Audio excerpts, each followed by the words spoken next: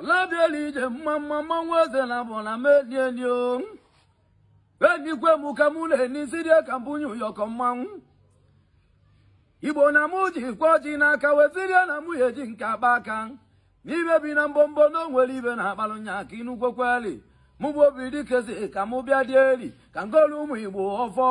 ofo na acho ka ngo ofo ogologo ndalu isi ike ibe akwakwa ibe nwenwe obere ihe megbu nne n'ụwa nọ n'ime n'ogbe ya aka nya mma ọkwa n'ibe akwakwa ibe nwenwe ị na-arụ dịkwali ọnụ n'ụzọ ma ọnọ n'ezi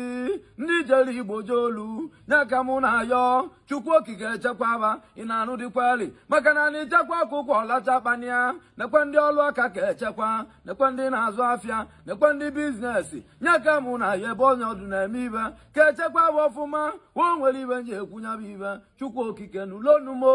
nekwe ndị eto obi ndị mmiri mgbịrịgba ama n'ezi dị ekwu ụjọ ọya ka atịrị ọgwa amụma mgbịrịgba ezela agboe amamihe ya ma aba na-asụ onye nni ka nderiwe kwederi nuwekweli nyaka mụ na ya Chukwu okike bịadieli bịa n'ulonumu na chi mgbede jee mụ n'anya chekwaba o ị na-anụ onumu ụmụ Igbo ndị ọya dịrị mma anọkwa nkekeke ama n'unu jiji ama n'unu inugwu onumu mụbụ obi dike na akpalụ aka eji becha unu na-eke amamfu unu nche anya acha unu n'olie afọ na nkwọ amamfu unu nche anya abịa na anụ ụbọchị na anọ nyaka mụ na ya nyaka mụ na-ekwe n'egwugwo unu anụgwo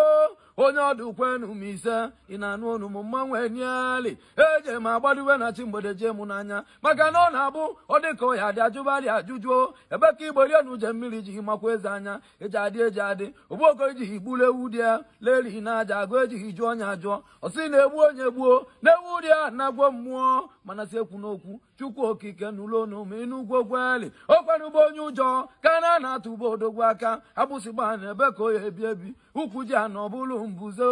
amamibe ihe eme Chukwu okike n'ụlọ onumo asịkwa m n'ụlọ onumo onye aga mgbe ewere amala dị n'ụgbọ amala malụ ụgbọ amala bụ ụlọ amala na aja agụ ị na-anụ onumu